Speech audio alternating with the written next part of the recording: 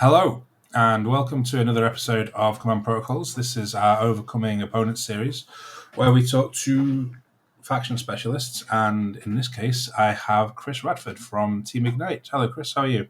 I'm good, thanks, Andy. How are you?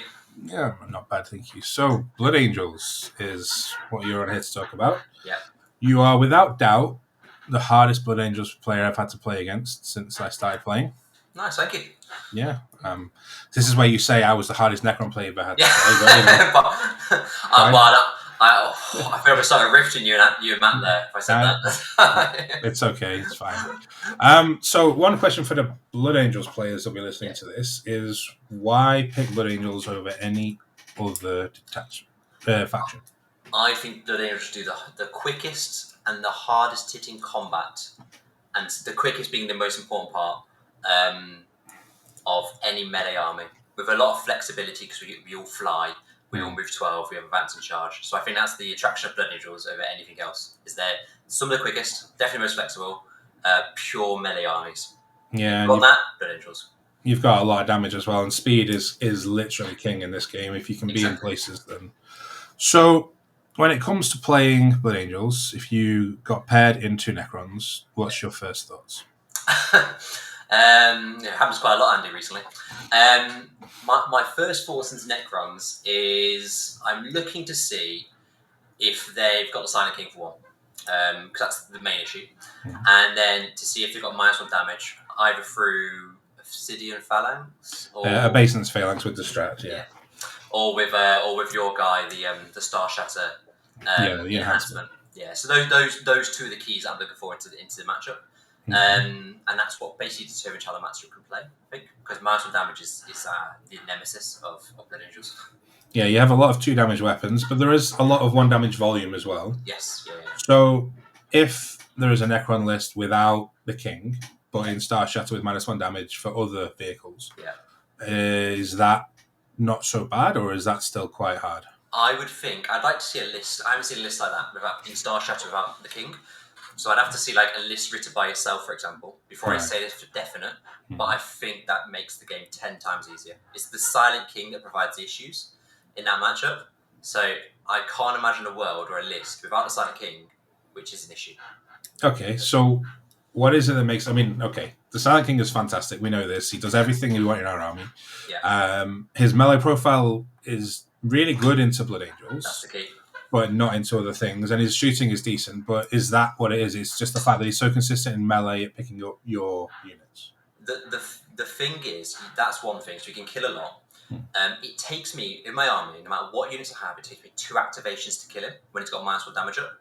So therefore, he can always take 1 activation and then interrupt, and he consistently kills any unit in my army, except for the Marties.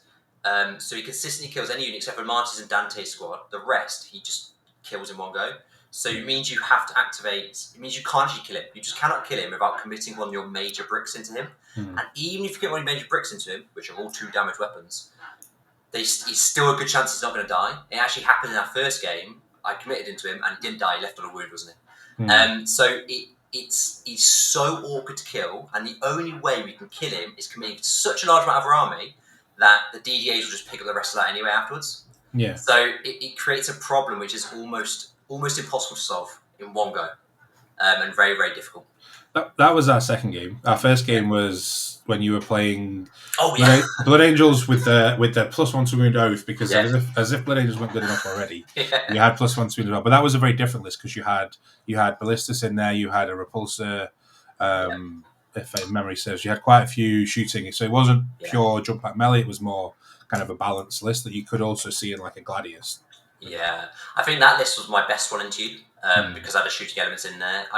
And you only had 2 DDAs as well in that list, if I remember correctly. Yeah, so that was the one that was most favoured to me, where the King was still really good, but I had other answers into him. Yeah, I mean that list I still have nightmares over, because I made the list building mistake of putting the wrong enhancement on my guy because it cost the same amount of points and didn't look. I thought I just copied my previous list from the event before, so I could only pick up 2 and and did terrain, and you can make all the excuses in the world. You beat me fair and square. You know, there's. But I did offer to let you pick up 3. I said just have you on. Yeah, but I'd already spoken to the TO, and the TO was like, nope, 2. And I'm like, okay, that's fine. Okay, so Necrons in general, do you think you're positively favoured, or do you think it's like one of your harder matchups? Oh gosh, I think it's on a knife edge. I really think it is, and we've played it a couple of times now, and I think even Wraiths or no Wraiths, I think it's on a knife edge balance of being on like the draw.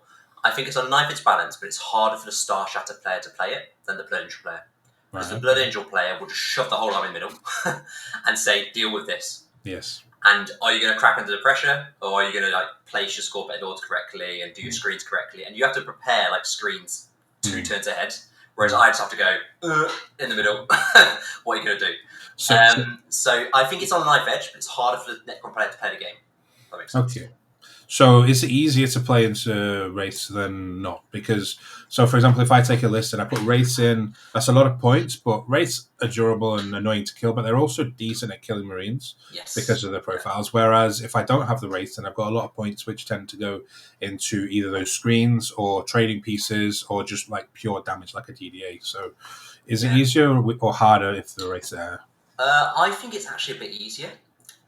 So you had like, you take the Wraiths out, and suddenly you've got like 4 more units, and you had those guys up your downy, you actually kill Marines really well, and you had just so many other things. You had a 3rd Scorpec Lord, which kill Marines really well and are fantastic in the matchup. So I think it's easier when there's no Wraiths.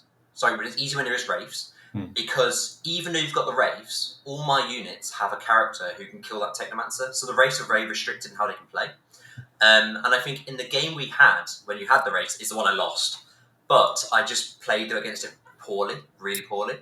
And I think if I played that again, I'd feel more confident, and I think I wouldn't be so rushed into basically giving 2 units away from nothing in the end in that game. So I think it's easier when you've got Wraiths, personally. Fair enough. But so I played with 1 Wraith, and Richard Siegel, a list that tends to be doing the rounds at the moment, is 2. And we see at WTC there's quite a few lists with 3 blocks of Wraiths. Yeah. Does it get even easier when there's more Wraiths, or is it a little bit harder? Because then there comes like the critical mass that maybe you can't keep in. If you've suddenly got two or 3, I think might become more difficult. If those ones that are playing 3, I'm assuming they're Canoptic Core. Not always, no, because the Awakened Dynasty has the res strat and support, and Star Shatter has the reactive move, and so there are other benefits you can take from other detachments, not just Canoptic Core, but some of them are Canoptic Core. I suppose if you've got 2 blocks of Wraiths, you can only still deal with 1 at a time, because they can interrupt in one area with a full brick, and then kill one of my... Because my unit's quite squishy, really. Especially to Wraiths, like an AOC, but it's still quite squishy. So they can interrupt on one side, and then make it very hard to engage in 2 at a time. So we're going to do a 1. I think it... I couldn't say at the moment, to be honest, without playing the game. I couldn't say. Because you lose a lot of stuff. A lot of the awkward stuff for me to deal with is like your Scorpec Lords, for example. And just your volume of pieces. Like that Stalker, the big spider you had. Is it called Stalker? Triarch Stalker, yeah. Triarch Stalker, yeah. That guy's an absolute pain to deal with. That guy's standard objective is a huge issue. So without that sort of stuff, suddenly I can kill your chaff, and then you're going to have to commit those Wraiths anyway to actually play the game. So I maybe win the war and having more units than you. So I'm not sure. I think my instinct actually is think it'll be easier for me if you got more Wraiths. But I know the consensus is that more Wraiths is better generally. So I'm going against the grain there, I think. Well, you're in agreement. You tell me. You're in agreement with me. I think more Wraiths is worse because you just don't have the damage output to deal with some armies that they can just walk forwards and there's nothing you can do to stop them. So I was going to save this question until later, but since we're talking about it, when we played at Bristol, I had my 1 squad of Wraiths, and earlier in the tournament I played a Blood Angels player and he had the Sanguinor. And I was sat there at the start of the game thinking, okay, I have to keep my Technomancer away from your characters because you can, like you say, easily snipe them out, but the Wraiths themselves are quite hard for you to deal with because they do kill pretty much all of your units quite nicely. However, I looked at his list and I saw the Sanguinor and I was like, I can never charge with my Wraiths unless I have just a huge amount of units around my Technomancer so that there's no way that he can come in and then epic challenge out the Technomancer. So why don't you like the Sanguinor? Because in that particular instance, I mean, okay, maybe you do like him, but you didn't take him.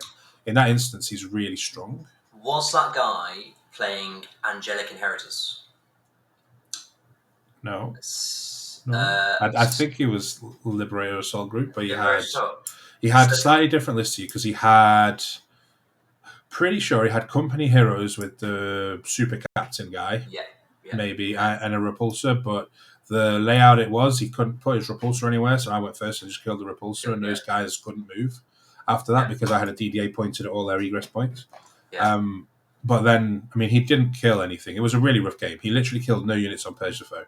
He just couldn't kill anything, so he gave up after a few turns. But I was still in that position where I'm looking at it going, God, I hate the Sanguinor. And then when I saw you in round 7, I was like, oh, please no Sanguinor, please no Sanguinor. There's no Sanguinor. I was like, oof, that's actually helped me. So now, what is it about him? There's 2 ways to play Blood Angels, Liberator Assault Group and Jig Inheritors. The problem with Sanguinor is he's only against you is amazing because something like Texmancer is a dream. But let's say like when Sanguinor first came around and people started playing Blood Angels, there was Chaos CSM was the best army in the game. One of the best, and the Chaos Lords who could reroll hits and wounds. So they were like really good. And the Sanguinor was like, if you should take the Sanguinor, it's amazing. He comes down, he snaps at any character, amazing, and wins that trade. However, he has 8 attacks, and he hits on 2s but no rerolls, and he'll wound most things on 3s with no rerolls, and he's 140 points. So it's actually a 50-50 chance you kill a 5-wound Chaos Space Marine Chaos Lord character. So it's like 140 points, and he has a 50% chance of doing that job. Now, also, Techmaster doesn't have an inbound save, so that makes a difference. No, but he's got a 4 no pain. 4 pain, but so he's got to get through 8 wounds. Is it 4 wounds, Techmaster? Yeah. Yeah, so he should have, that should more likely happen, but more than likely happen, you'd hope. But it's 140 points, and if it whiffs, it's like, oh, cool, that was a complete waste. And it can change how your opponent plays, but it takes 140 points out of the army, and I think the army needs a critical mass of like bodies to be able to do the role I want to do, which is threat overload my opponent. And if I take Sanguinor out, I'd have to lose objective pieces like JPIs, and I just wouldn't be able to fit it in. Fair enough. List. So if someone said to you, right, you've got 1 game, you're playing against Necrons, if you don't win, then you can never play 40k again, would you take the Sanguinor, not knowing what the Necron list was? If I was playing Necrons, definitely. Can I quickly run the maths on doing it against that? Sure, because it's not just Necron. I mean, I'm pretty sure it does, because Sanguinor's AP3, right? AP3, yeah. AP3, and Technomancer's got a 4-up, so there's no save. So it's literally just, you wound him, it's 4-up, no pain. You know what? There's a chance to die. On an average, he's going to put 10 damage into him. Okay, so that kills him. Does. But it's also Warriors as well, because with Warriors, I'm charging everything that you have anyway. Yeah, I can stop that. Would you want to use it against the Warriors? So awakened your words against slightly words, so against any Wraiths or Warriors, and you would want to win, you would. And this Scorpic Lord's going in, you can do it definitely. So yes, against Necrons, the Sanguinor's going to be a massive issue. It's going to be against Necrons. Yeah, it's. And what's our best way of dealing with it? Do we have to bait it out and then try and charge? But you come down at the end of the charge phase, so we can't react to it. What's our best way of dealing with the Sanguinor? If you had it in the list, what would best thing for us to do? What you said at the start, where you're going to block out, if you can block out your Technomancer, so I can't actually get into Technomancer behind a ruin. So if you block out his base, so I can't base in there. So that's one way to keep him alive. The second way is it is 140 points piece. If you get out early, just get it gone. It's fine. Except you're going to lose 5 flayed ones if he comes down straight away. And don't overthink it. It's the sort of piece that if you overthink and it stops you doing anything for 3 turns, then you're going to lose the game anyway. Yeah. So just early on, send a trading piece out. And if you lose that trade because the Sanguinor comes down, well, that's it. He's on the board. He's done. You don't have to think about it for the rest of the game. So it's kind of like just accept 1 turn. I'm going to go forward. I'm going to try and do Storm Hostile. He's going to bring Sanguinor down. I'm not going to get Storm Hostile objective. I'm going to lose my unit Flayed Ones or Scorpic Lord. But now I don't have to think about that problem again, which is one that's really good into me. Yeah. And I get challenge card. That's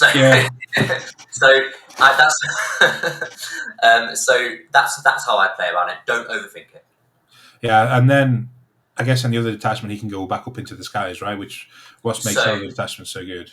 So he gets real ones to hit and wound. That's the key thing. So he becomes more consistent, and he can go back into the sky, but he can't come down and do that trick again. It's that trick is once per game. Okay. That's good to know. Some people get that wrong. It's once per game. You can't come down again. You can ingress him again and ingress heroic stuff, but you cannot do that trick again. Okay. But he's still a tricky little twat, and I hate everything about him. I would put him in my list because he's everything that I want and we don't have in Necrons. Yeah. If he's Angelic Inheritors, you take him every time. He's amazing. Okay. But only in Inheritors. Okay, so you prefer the mass jump pack style. I know you had a Blade Guard at one point, but you took them out. Yeah, pretty much. When you build that list, do you have Necrons in mind? Or do you have everything else, and just if you play Necrons then? Everything else, to be honest, at the moment. At the moment, because the meta's so polarizing and not fun. The meta's really polarizing. It's just Knights and Death Guard. That's literally what I'm building boards. And then anything else, I just take as it comes, basically. That's how I'm doing singles at the moment, because that's really just to get half the factions. Sure. Knights and Death Guard. Way to shit on our faction, thank you. Yeah, sorry, mate, but I've played Necrons 3 times in my last. Can't remember how many events, and they've all been you, Andy. So okay, well, I guess that's quite polarizing in itself. Then I was hoping at least you'd have played some other people because I played Matt a year ago. Yeah. Some of the questions I have down here are like, yeah, this is good if he's played other people, but if it's just me, then okay. So when you build a list, I know you have the big Lamati squad with the -1 damage. Yeah. Do you think that it's better to have MSU elsewhere, or do you think having more Death Star units would be good into Necrons, or do you think it's better having more MSU and like 1 Death Star unit? I think MSU is. I think having the 2 Death Stars is good. Having 2 Death Stars, so the Dante brick I have, and then the Lamatis. Because I think committing both those at the same time is important.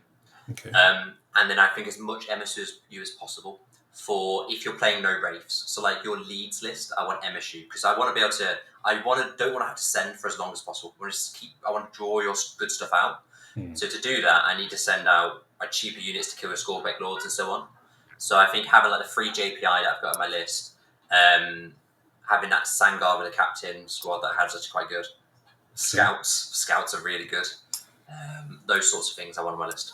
Yeah, basically anything that can get you into the centre where you just hide, and I have to spend 20 minutes trying to work out what I'm going to do because I can't see anything, I can't do anything. Yeah. We do have one unit that I think personally is really good into Blood Angels, but I know some Necron players don't think it's great, and that's the Tesseract Vault. Now, we played it once when you were playing a more kind of balanced shooty list. Yeah. If I had a Tesseract Vault at Leeds or Bristol, would that have been easier or worse for you? I think my instinct would be a lot easier for me. Ooh. I think it'll be easier. Yeah. So what faction would you? Not faction. Obviously Necrons. What detachment would you play? The Tesseract. Well, that's the thing. Like Hypercryptis is natural, but that's been nerfed quite considerably. So we have to change around how we look.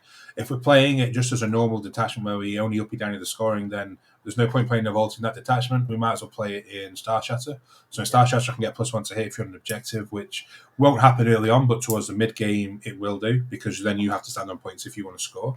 And then, or I could play it in Phalanx, where I can give it -1 damage, which you would hate on demand, or Awakened Dynasty, where I can give it just +1 to hit. I can, get Assault on it, that kind of thing. So any of those, which detachment would be harder? Obviously, the Phalanx one's probably the hardest because I can give it -1 damage, right? Yeah. So the thing I'm thinking is that my problem with Necrons, my issue I have when playing Necrons is the Silent King's horrible for me to deal with, and the 3 DDAs because they just kill units of Marines just like nothing else. So if you've got 3 DDAs in Silent King and the Tesseract Vault, you've got almost nothing else. So you're gonna have to start dropping DDAs, I'd assume. Yeah, we'd run 2 DDAs instead of the third one. How many points is 2 DDAs, a Silent King, and a Tesseract Vault? 1,045 points. That's impressive. No, 1,245 points. Sorry. 1,245. So you've got 750 points to play with.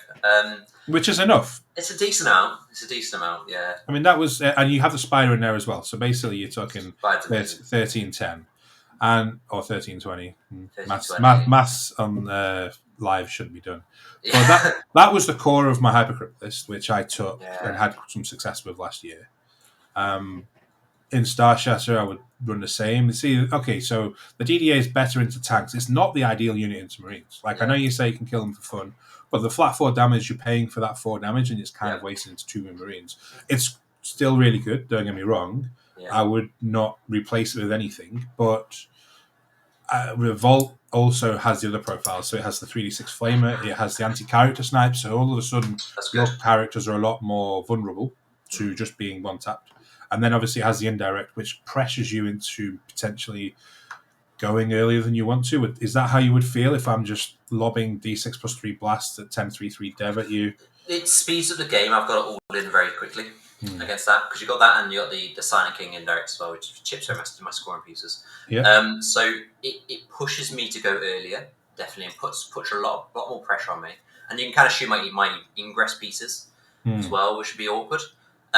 So it accelerates the game, but I just flat all in, just absolutely all in. If like say you're playing Phalanx, for example, you can't minus 1 damage the Tesseract Bolt, and it must be fairly forward to be able to do its stuff, because it's indirect to 24 inches, isn't it? Yeah. I think so. It must be fairly forward. So could I just hit the Sun King and hit the Vault at the same time? No, in Phalanx, the Vault would be minus 1 damage, because that would be the strat.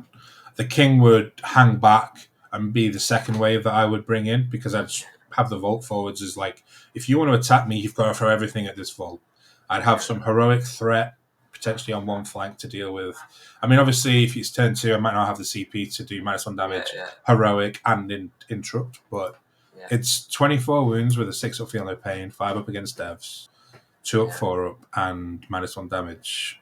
And it's making you go earlier than you want, because if you just stand there. So that's why I think it's really good in the matchup. Obviously, if you... Is it D6 plus 3 death shots? And then what's the strength AP damage? Strength 10, AP 3, damage 3. It's really good into Dante. It's good into Dante. It's good into all Marines, obviously. Even Lamate's squad, because it's the minus 1 damage, just takes each of the 2 wounds. You get the feel no pain, I guess, but thing is, if I was playing it in Star Shatter, for example, it couldn't be minus 1 damage. It would be slightly further behind a King, so the King would be the minus 1 damage forefront that you'd have to hit first. And I could ignore mods and get rerolls with it. No, I wouldn't get the rerolls, because the rerolls have to come from the King and Star Chester, actually. But 24 Tesla shots, you'll have a 3-up save, and then I've got the 3d6 flamer. So there's it's 425 points, though. So it's not just a DDA, it's a DDA and 225 points of other things. Exactly. Yeah. So, but it would never be 2 DDAs. The DDAs would always be 2, because you need that minimum number, I think. I suppose by having a Tesseract Vault, I'm still got to come to you anyway. So having your more chaff pieces on the board are less useful, less needed, because having your chaff pieces is what actually draws me out, because eventually I can't kill them without all-in you. Yeah. So I suppose that's not actually a massive loss, losing the chaff when you got the Tesseract, which is going to force me out anyway. I still think it'd be better. I can't. Okay. It's got such high damage. But such high damage it can't fall back and shoot. And it's blast gun, so once it's locked, it's locked. It's got the flamers, but the flamers aren't going to unlock itself, are they? You're going to have to combat to lock out. It's 3d6 at 621 dev. 621, it's not going to do it. Ignore it. You sure? 3d6 shots? Yeah, my one game against Matt that I played in an event, I locked that vault down with some Wolfen, turn 1, 10 Wolfen. Right. And that stayed locked down till turn 4, or turn 3 or turn 4. It was a year ago now. Massive. For a long time. I won't get through that. 7 real ones, 8 5s, just 5 wounds. It's not going to knock itself. You have to have some combat as well. So King would have to come into it. I have to see a world against all in. So one thing I learned from one of my losses at against Thousand Suns was I had it in a really good position, but he just kept charging it with rubrics. And I didn't have like my Praetorians in a position to clear out the rubrics on that one turn, so then it could move and get onto the points. So that's something that I've learned to do since then, is make sure I have a squad that can heroic into the chaff that's just locking it up. But if it's the big gun can go somewhere else, obviously. And then, if it's indirect, it doesn't matter if it's in combat. The flamer doesn't care, but then you've got, I can kill one of your characters, and that's pretty big. If I can one-tap Lamate's. One-tapping the character is good. Lamate's the key one, obviously. But the other thing is, if my stuff's out in the open anyway, shouldn't you just be able to kill that anyway? Yeah. So it doesn't make a massive difference, the one-tapping the character. 24 Tesla shots sounds really powerful with sustain 2, but by the time you've hit wounded and you got a 3-up save, it's a little bit underwhelming. But I don't know. The fact that you're coming to me means that I'm then determining the tempo of the game somewhat. And I find true, it forces my hand. Yeah, against you specifically, you've always determined the tempo of the game with how you've staged and positioned, and that's one thing that I hate is playing into my opponent's game plan. So I personally think that's our best unit for trying to disrupt your game plan. But if you think it's better for you, then that's also fine, because we could both be right without realizing. So, do you think any of the other detachments have? What? Oh, hello. Sorry, you. Can you hear me? Yeah, you lagged out a little bit there. Second. Sorry. What were you going to say? I was going to say that I think in both our games that we've had, I've gone first, and that's what's allowed me to control the tempo. It's actually me going first. I think if you'd have gone first and you could have pushed up around the flanks outside my threat range, pushed up, which shuts down my staging a lot, you would control the tempo in our games. So I think that's been the main determining factor, and that's how Blood Angels work. Blood Angels always want to go first, no matter what. They want to go first. Fair. So I think that's the main factor there. I mean, second bottom of 10 scoring is also really strong. And well. Challenger cards now. With that, let's be talking about challenger cards. I hate these things. Yeah. So you play Lag, Liberator Soul Group. Yeah. Are there any other detachments which you think are really strong into Necrons, or do you think it's just that one? So the Angelic Inheritors is quite good. It's a decent detachment, and I think in that one you're going to bring more some shooting units and some Inceptors. General will do nicely into you. So Angelic Inheritors is a good detachment. It's got no advancing charge though, so you're not going to do the same sort of melee pressure that you're under against me each game. And you've always have the Sanguinor in Angelic Inheritors, which is very, very good into you, as we've discussed. Yeah. Okay.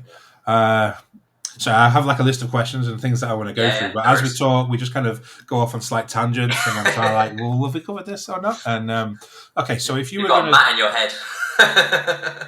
Nah, don't worry about Matt. So if you were to tailor your jump pack list specifically for Necrons, aside the Sanguinor, what else would you do? Oh God. How would I change? You know what? When I'm answering this question, I had a very similar question asked me recently about another army. I don't think there's any change I'd make to my list. Genuinely, I really like my list as it is into a lot of things, because no matter what I'm playing against, I have a very similar game plan in almost every game. So I don't think I'd change too much. You want as much speed as possible, so you can hit everywhere at once. So that's why I get mass jump packs and why I don't play Blade Guard. So max speed, you want the Martyrs and Dante, and that's even more needed for Necrons. What other? I'm just going through all the things. Mephiston. Low knot Mephiston. Okay, what does he do? He's low knot. He's low knot, and he fights first. So I'm thinking, it's hard to explain to like viewers watching us, but on our Crucible map we played at Leeds. So you know how you got our Crucible on the bottom right hand, I had nothing there for obvious reasons because the DDA showed me. Yeah. I could have placed Mephiston there. I thought that's a couple hours ago. Mephiston there. I could have moved on to the objective, the expansion. If you come around to shoot me, I can still have a 4-up saving cover against that DDA, and he's got 6 wounds and a 4-up front of pain. So it's one of those things where I don't think you could commit a DDA, and if it doesn't kill me, which there's a chance it doesn't, DDA dies, which would be horrific for you, obvious reasons. And then I've got a low knot piece on that objective, and then you cannot send Scorpec Lords into to kill me because he just kill the Scorpec Lord. So that Mephiston would do, and he'd kill the flayed ones and stuff, and he would do a really good job for me in this game.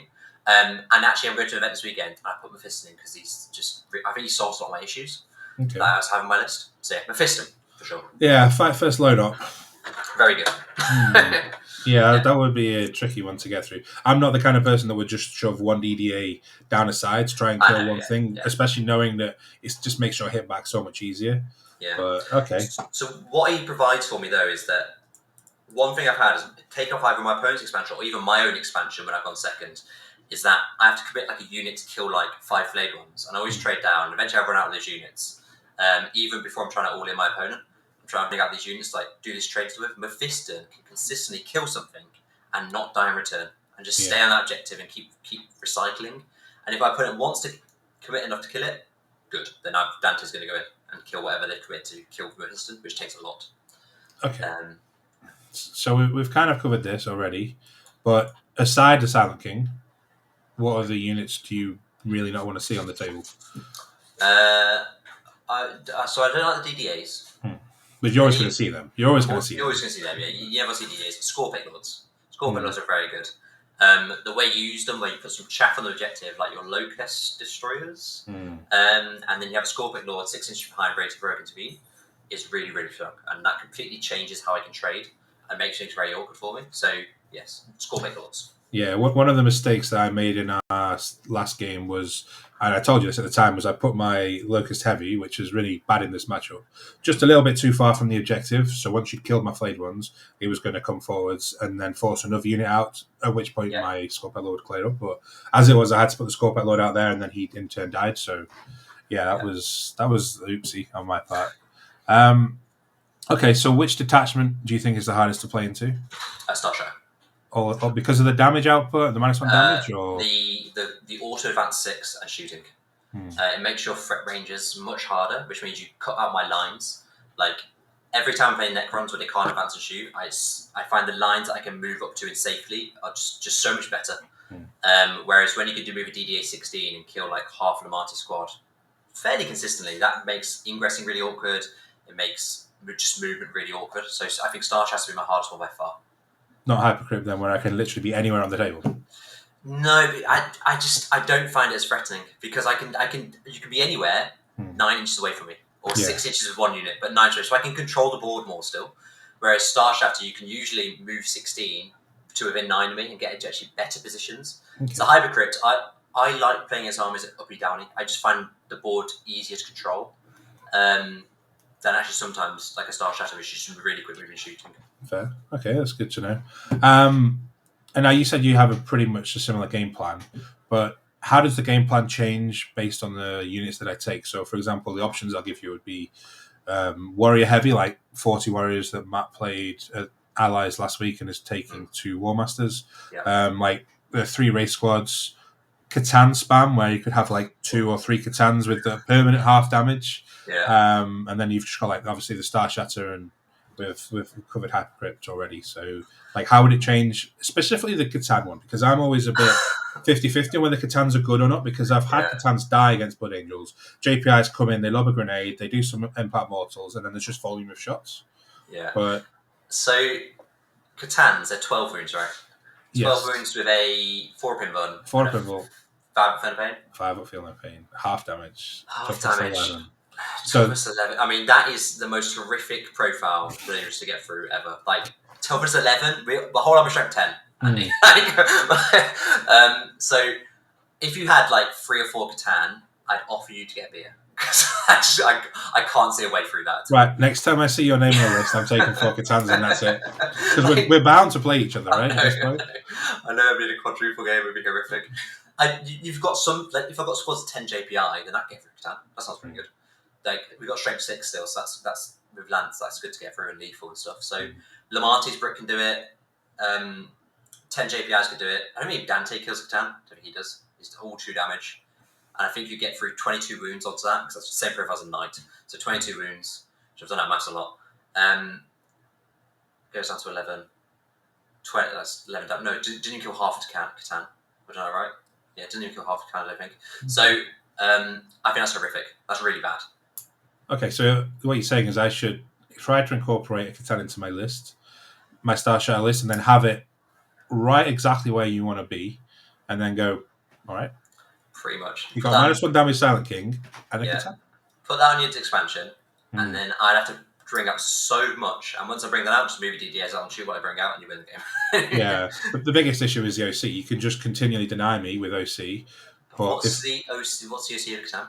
4 unless I'm playing the Deceiver, which is 6. So if it's 6, that's even worse. But if it's 4, then you could, as long as you put onto an objective where you can shoot whatever comes out to block your OC, then you're still going to win over time. I can't block that whole game and not kill stuff. So that'd be massive. That would be horrendous for me. Okay, so Catan against Blood Angels. I've had fun with them. I think they're good, but I also found that sometimes because there's so many points in them, they're a bit slow. They can be a bit of a liability base because your speed is so quick. Me being in the right position with the Catan makes it very difficult for me to be in the right position with the Catan, because you can go, well, I'll just go everywhere else that you're not, and the Catan does nothing for 300 points. Yeah, you still got the thing. So, like, my de facto way of Blood Angels is if my opponent's got something like that, which I can't interact with, and I had it recently against a Sisters game, where if I move in 9 and get jumping in Rhino, I was like, well, I can never hold expansion, and I can never block your expansion without giving a unit return. Yeah. So my de facto is, all right, I've got all in, and I just go, okay, that's gonna be there. I can't deal with that. I've got to run every board. And so you still got to consider maybe you're gonna have 300 points off to the side. Now I'm not doing anything when I all in the other side of the board. So that is something to consider. And if you've got 2 Catans, their damage is quite low, isn't it? So maybe I could just all in you. Is it not quite low? Is it high? I don't know what it is. Well, it depends on the Catan. So the Nightbringer, for example... Nightbringer's bad. That's really good. The Sweep's got 14 attacks at 822. Yeah, that's not good. And he's also got end of phase models. The Void Dragon's got 12 attacks at 812, I think, which is slightly better for you, obviously. But it also has 6 at 611, I believe. Yeah, that's the Deceiver's 8 at 833. The Transcendent's 8 at 9. AP3 D6 damage with sustained hits. So, and they've all got a little bit of shooting. The Nightbringer's better into tanks, but the Void Dragon's got a blast gun, which is 712, sustained 2, D6 plus 3 shots and stuff. So they are good at killing Marines, quite generally. The Nightbringer, I've said that, and I remember the Nightbringer as soon as I said it, and now he's like really good at killing Marines. Yeah. So if you've got just one, I could potentially all in the other side of the board, and you've got a lot of points over that side. I think so. That's a way. That's how I play into bad games, basically bad matchups. So maybe I can give it a game, but I can't see a world where having a Catan is a good thing for me or makes it any way better for me. I think it makes it significantly worse. Sure. I mean, it gives us less stuff, but then a race squad, a Catan. I think I'd probably take the Catan than the race at this point. But then having the Catan basically does all the job of a lot of your chaff units. So you could drop that chaff for the Catan, and that doesn't change our game at all, because you just, instead of like giving up chaff every turn like we have been doing, you just got a Catan doing the job. Yeah, but it does change other games as well. I mean, it can't just be, Blood Angels was really good. You got some good buffs. You've definitely got more of a meta share than you did have, say, a month ago. But they're still quite low in terms of, and what we need for Blood Angels, we have to deal with different units to try and deal with Death Guard and Knights and stuff. So one thing I would say is when you're planning against Blood Angels, I think Blood Angels share is quite low at the moment. I think the reason it's low is the meta is really hostile for us. So Death Guard's a tough game. Yes. Knights is a tough game. Chaos Knights, Lord of Dreads, tough, horrendous game. So if that gets nerfed, you're going to see more Blood Angels. That's my prediction. A lot more will come out. Yeah, and I think that's true. I was also expecting more Blood Angels, because even though they are tough matchups for you, you still have the tools within your army to deal with them. Like Lamarte's squad is insane into Death Shroud, right? Yes. You kill the Death Shroud, they don't die on the flip out. But on the other side, the drones are really good at killing Lamarte's squad. The blast, the 3 damage. So would you think that you would change your list slightly to add a little bit more shooting to try and deal with those particular elements? Or no. So there's that. Yeah, I've played around the list with 2 Lancers. First of all, I hate ballistas outside of +1 to wound oath, so I don't play that. Why? Sorry? Because they're so inconsistent. Like, so inconsistent. But because it's the wound rolls, and you're generally actually quite low AP. So if I'm against DDA's T9, that's a bit better. But against like T10 vehicles, like... Sure. The hit rolls are consistent because you're rerolling hits, right? So you don't need to even oath that target as well. Yeah. But, I mean, I get what you're saying, but it's still a 2-up chassis with 10 wounds at toughness 10 or 12 wounds. So 10 wounds, yeah. It's still reasonably durable. Whereas, I see a Lancer on the other side of the table and I just go... Yeah, that's what you 1 DDA before that. Job done. Yeah, exactly. Yeah. I've thought about lists like that, but generally you lose that volume of melee pressure, so the list just fundamentally changes how you can play. Okay. If I was playing Warriors, so Crypto Thralls, 20 Warriors, Oricon with the 4 Pimble, do you have a unit that you think consistently one-taps the Warriors? 4 Pimble, I don't think so, no. I think Lamarte's is my best chance. Lamarte's is... do you have a Fern of Pain, sorry? Is it just 4 Pimble? It's a 4 Pimble. I could, if I was taking a Spider, have a 5-up against Dev Wounds and stuff, but If you're 2 damage, then you can just ignore that because I've only got 1 wound each, basically. So if it's Lamatis, the maths is 26 hits on average, and some lethal, 6 are lethal. 23 hits, 6 of those are lethal, 17 B2s. But I've got 25 chainsaws afterwards. Right, okay. So I think Lamatis one-tips it. Pretty sure Lamatis does. Yeah, if you hand me 52 saves at 1 damage, then on average that kills them. 21. So you 11 Necron Warriors die, 25 chainsaw attacks is like 23 hits. Sorry, I'm just doing the maths. If I plus 1 to wound lance, then this is maths on stream, this is dangerous. I think the Martyrs just do it. Pretty sure it gets very close. Yeah. And obviously, if I miss the character's done.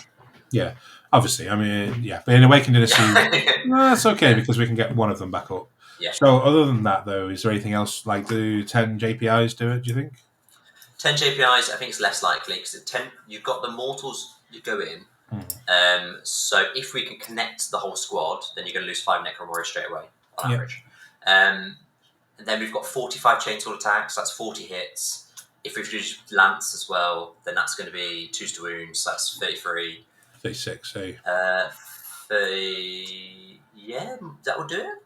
That'll give me 18 damage, and I'll have 26 wounds, so total that's 23, so close. One spike either way. And then you got Power Fist 4 attack. Yeah. So it's close. Okay, so those are the 2 units. You've got to get all 10. You've got to get all 10 connecting though, and that just I ran that 10 JPI game in 7 games, and I never once got it all to connect. It just doesn't happen. It's very hard to do. All right, so let's say we were playing a game again. I take the same list. I realise that you really think the Scorpet Lords are really strong. What becomes your target priority in terms of the units in my army? Are you looking at trying to kill the DDAs first, the rest of my chaff? If I make a mistake with the king and don't -1 damage me, just like got to go for that right now. What's the I think my approach to your game, my last 2 games, has been slightly flawed, and I've been too scared of the king. Okay. I think what I can do, my priority will be to charge 2 units into the king, but one of them has to be Lamatis. And he's the only unit in my army that can take a punch from the king because of -1 damage. Assuming I'm not ignoring mods.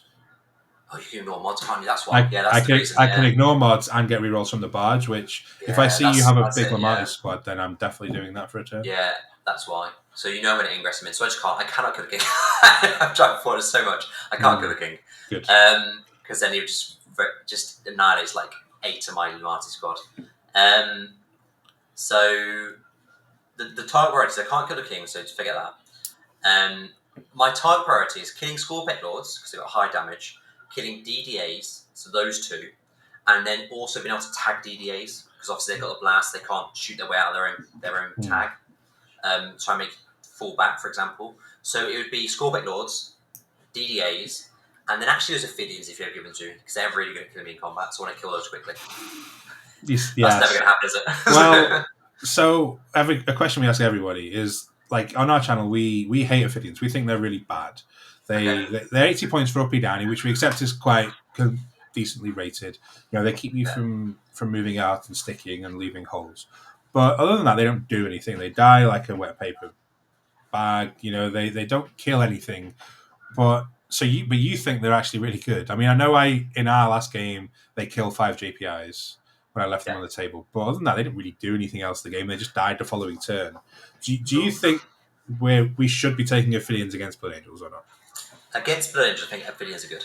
Because I think what you're going to get out of them is one, you've got the... you don't know how... Yes, one squad. You don't realise how much that pains me to say this, because everyone so far has said, yeah, Ophidians are really good. I'm like, ugh. Just one person. You get the uppy downy throughout the game, so that you can keep picking them up and down like you were doing, and then if you get, I don't know, behind me lines, or you get homers, you could engage with what's called now, locust. You could do it with those, which is great, and it's really, really good. But if they're not going to do that, they're still going to kill 5 JPIs or kill 5 Marines at some point in the game. Like always, they're going to be able to do that because is it 12 attacks in total? Hits on freeze. 15 attacks. 15 seem better. 15 attacks at 4-2-2. 4-2-2 hits on freeze or 2s in Star Shatter. Hits on 2 in Star Shatter, yeah. Yeah, so hits on 2s, wounds on 4s with Dev. Once Dev, yeah. Once Dev, that's no matter, you only do once because they're going to die afterwards. Yeah, I think they're good. I just think they're good. Yeah. Okay. I think they're either going to be uppy downy or they're going to go in as a trade piece and kill 5 Marines, which is not bad. Yeah, and they move 10, so they can actually be a decent cow punch unit. I just find that they don't kill 5. They don't kill 5 guys. That's the problem. And in Starchester, if you're on the objective, they might do because they got 12. Yeah. 12. They wound with 6, but then you've got 5 up saves. It's still in like 4 dead. And even dead, if I'm hitting on 2s. Yeah, but so easily not to roll 6s, right? If you they're obviously a bit swingy, aren't they? But even if you kill as long as you leave only 2 alive, they've done their job. Yeah, that's true. They've or 1 alive, they've done their job, really, haven't they? I can see them being a bit of a pain outside of other matchups. Like there's gonna be a lot of matchups like I'm literally paying 8 points uppy downy here. But it's uppy downy screening as well. It's uppy downy and then it's gonna screen to the bottom of the board and need screened. Or I like them. I like 1 squad. Yeah, I feel anger. No, I've just played them so many times, and they just seem to do so little in the game. And then that one turn when you go, okay, I'm going to leave them on the board because you've got 5 JPIs there, and I've got like a 4-inch charge. Fine, and that's the one turn that you pick up, behind enemy lines and locus, and then they're not in the skies, and you've left me a gap, and I'm thinking, great, yeah, absolutely fantastic. Sorry, I have to recover from this disappointment for 1 second because to be fair, in our game, you had to hit a 9 for them to charge load, and you picked them up and dropped 9. You had to roll a 9 from the charge. So, I thought I left them on the table and moved them, but maybe I did. Did you? I think because they came down the side, weren't they? They were at the back. I tried to make the 9-inch charge and failed, and they were behind the DDA, and then they moved up to fight the thing that you charge the Silent King with. And obviously failed to kill, which went pretty bad. All right, so here's a weird question, but obviously we're playing we'd like to think towards the top end of the skill level of the game. How do you think the Blood Angels Necron dynamic matchup works when the skill level of players is a bit lower or middle, for example? I think Blood Angels can run over Necrons. Okay. I think you have to be very methodic now. The Blood Angel player, it's anyone, no matter how long you play, you can stick your army in the middle. Behind an L. And that's what Blood Angels should do. You just take a whole army, but everybody can fit, and you pre-practice how much you can fit in those L's at the start of the game. Yeah. And anyone can do that. But to set up what you did to react to it, where you've got like you actually made a mistake, didn't you? You didn't quite screen, so you had to like spend stratagems to auto-advance 6 with some of your locus or Scorpec lords or something in the corner. To be able to set up your screens for 2 turns and have it pre-planned where all your chaff units are going to be, so you don't have to do anything good, and your DDAs can be 26 back, but still threaten the angles to stop the ingresses, and all those things you have to do, it's very difficult. So basically, it's much easier for Blood Angel player to do his role than it is for the Star Shatter player to do their role, because there's so much going on for the Star Shatter to consider, where Blood Angels is going, I want to push and get a good rapid ingress position on Marty's, and then all in. Tag. Yeah. So I think Blood Angel should win. At a lower skill level, it should be Blood Angel favoured. Yeah, I think I agree there. Plus, it makes me feel better if I did lose and be like, Okay, so what common mistakes do you find that Necron players make against you? Like what your stat there is turn 2. It's my movement phase. What are you looking for me to actually do to give you like a really good next turn? What is it players like me and everyone else should try and avoid? I'm going to an event this weekend, and I really don't hope I don't hit a Necrons player after saying all this. But I think the common mistakes is panicking that you're going down on score. Now I know it didn't happen in our game, as that's the opposite. But if you're playing against melee pressure and you feel them racking up a bit of a lead, just think I'm going to catch this up towards the end and then run out of trading pieces. So don't worry and put your DDAs forward thinking I've got to do something. It's fine. Just step back, stay out of their threat range, and just play with your Scorpion Lords and your smaller chaffy pieces and spread out. Make sure I can't hit 2 units in one. Yeah. And spread. And then that's it really. Just be calm, be patient, spread out. Unless you play this weekend, then run at me. Well, yeah, the only reason I've had you on is so I can pick your brains and try and work out how to do you next time. That's all it is, right? Nothing else. This video's not even going out. It's just for me. Right, I'm going to study this and work it out. Yeah. Okay, and then on the flip side, what mistakes should we look for as Necron players to see what the Blood Angels? What do we want to see? you do to help us in our game? Aside just like leaving a guy stood in the middle of nowhere. So it's like mistakes the players can make. Yeah. I think this is very terrain dependent, but you want to just look for isolated pieces you can shoot, like moving 16, but then not be charged. Again, that's the key thing. So like, so if ever they have a unit like that's in staging, but you can just clip the angle to get in, just pre-check. Well, another unit can't charge me. They're not going, so then you can go in and shoot that terrain, for example. Second thing is push your shooting units as aggressively as they can do without being charged. Like right on the line. So your Blood Angel player has to think, well, he can move 16 forward and shoot into that line now, and so on. So you're shutting down their screen, their staging places. Does that make sense? All right, yeah, it does. One thing that I think that we both agree on is, or we would both agree on once I say it, is we win a lot of games because our opponents make some fundamental errors into our lists. You know, they don't necessarily know what we can do or our threat ranges, and they think they're safe, and then all of a sudden they're not safe. So, making sure that we can... I mean, for me, it's making sure we can hit you and not get hit back too severely, or knowing what the hit back's going to be and then plan for it the following turn. So, for example, if I want to step out of DDA to do what you've been saying, I want to make sure that's the -1 damage one. So if you do try and kill it, it forces an overreaction from you. Or if you just try and tag it and do some damage, then I've got something that will be close enough to come in and melee you out to kind of finish you off, I guess. Another reason DDA is so odd for Blood Angels as well is that because they've got 40 minutes and a 4-pin save, you can't just piecemeal. Like, I think, again, my Death Company squad went into DDA and left on like 1 wound again in that game. Or it might be the first game, the Bristol game we played. Probably both. Actually. So you just can't do any... Yeah, the Silent King and the DDAs, you can't just piecemeal that at all as a Blood Angel player. And if you can put a DDA out and all they can do is send 5 JPI and put the DDA out, it's fine. You can shoot that and take 5 JPI. It's not a problem. Okay. So recently the UKTC changed its terrain layouts. Yeah. Do you think the new layout... I mean, I know we've had this discussion at Leeds, both on the interviews that they did, but having played it maybe a few more times and had it kind of marinate a little bit afterwards, do you think that the new layouts are good or worse for Blood Angels into Necrons?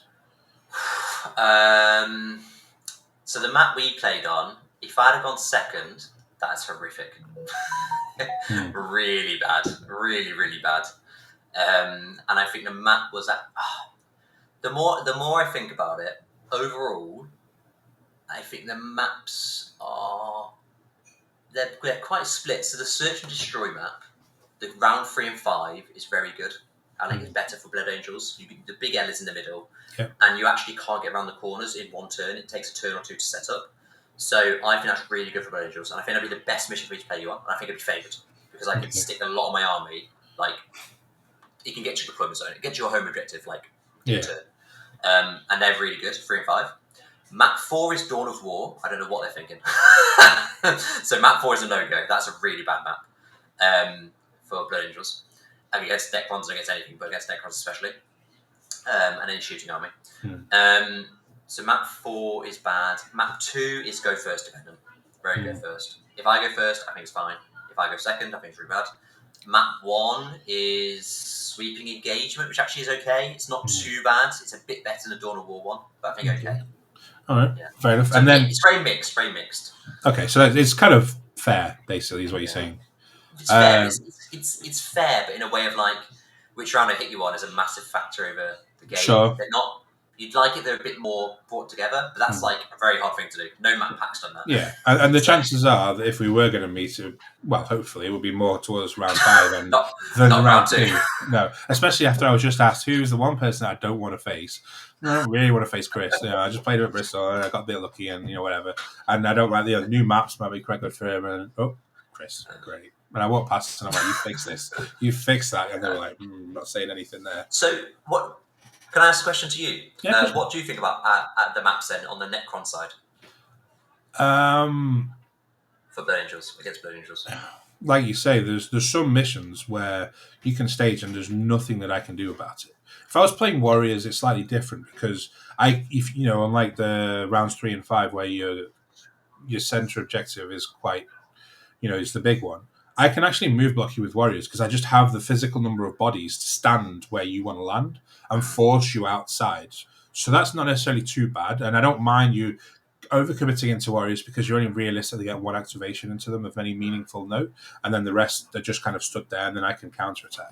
But if I was playing my Star Shats or playing into those, I would find it very difficult because I'd have to play the flanks to try and get those line of sights and to pull you away from that center L. But I would also then have a very disjointed army, and if one side kind of gets overwhelmed, the rest of my army can do nothing about it, and then I'm just going to lose that side. So it's quite tricky. I might almost have to play it, ignore one side, or put out just enough stuff to make sure it's a challenge for you, and then go really heavy on one and try and wheel more all the way around until I get to your home objective and basically swap sides with you. But it's not easy. The corners one, a key thing, especially on round 5 compared to round 3, is that the big head in the middle is pushed slightly more to the right. So I can actually, from that ruin, jump to your flank, the far side, which makes it so good for dangerous because you can even stop people running down the side to try and shoot in because I can just go there in one go. With Dante, he's quick enough. So, yeah, you can threaten. I feel very confident on that one. You can threaten every objective from that centre with advance and charge, and it just makes it very hard to. I have to be positionally perfect, and that would take me a lot more time to realise.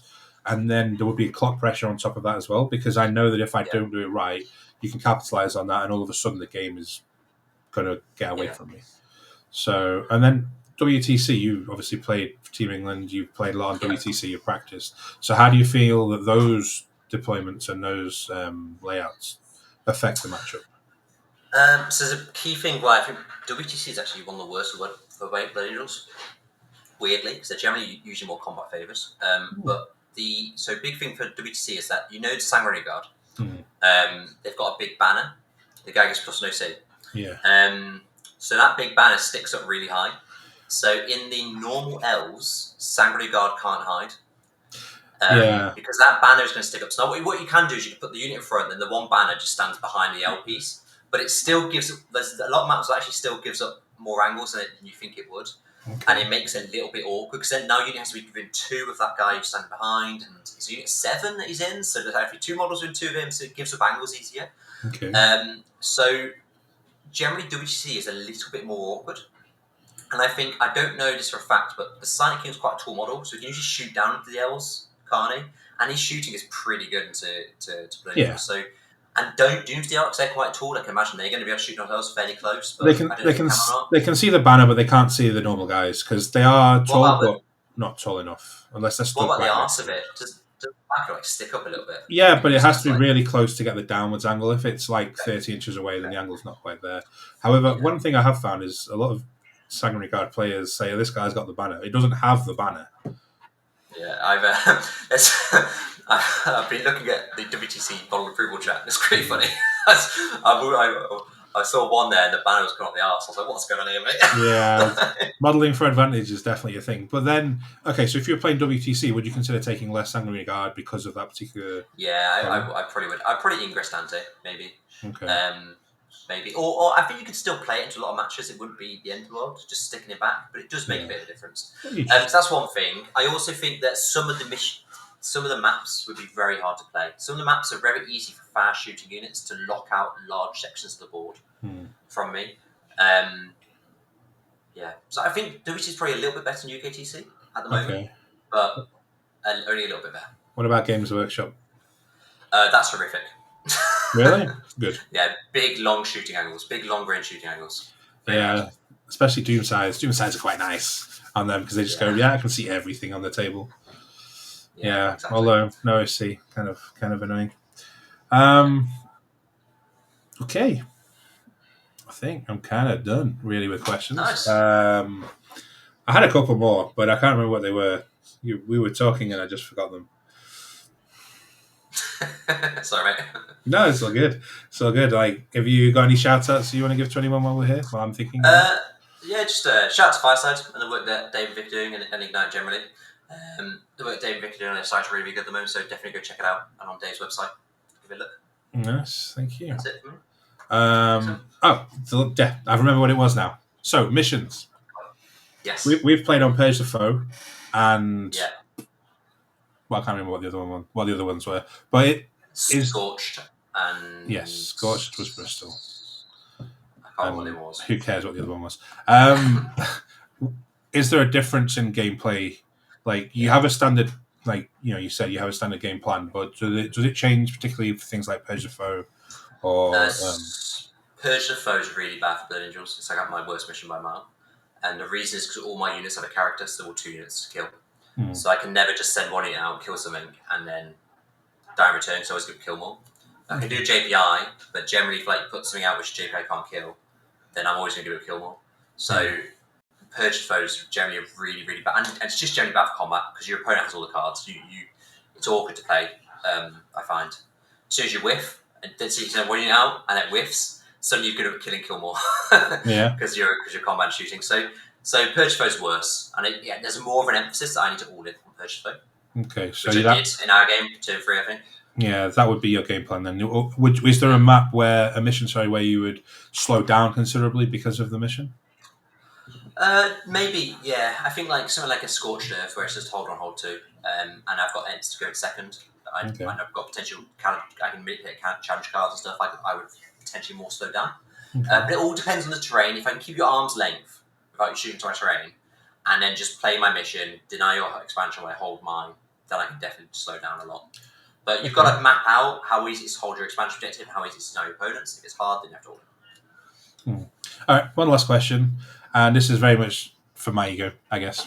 Is we've played some games and we've had really close, really good games. Yeah. If you played someone literally the very next round who was playing the exact same list as me, but you'd never heard of them, you'd never seen them before, maybe you had a quick look on ITC, they've never played in a tournament or anything, would you approach that game differently? Would you just be like, I'm just going to throw everything at you? Or would you just play the exact same way and, maybe a little bit more careful like you are against me?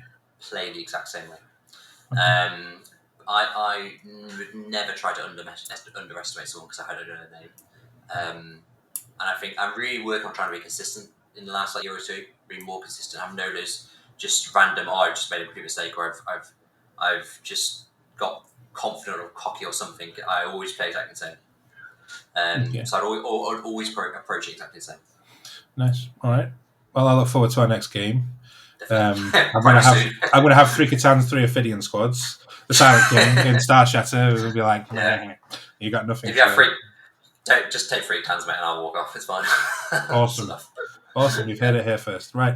Yeah. Thank you very much, mate. I appreciate you coming on. Cheers, mate. You've been a pleasure. And for everyone listening, if you're still here, this is something I should have done at the start. Please like and subscribe and comment. It really does actually help us.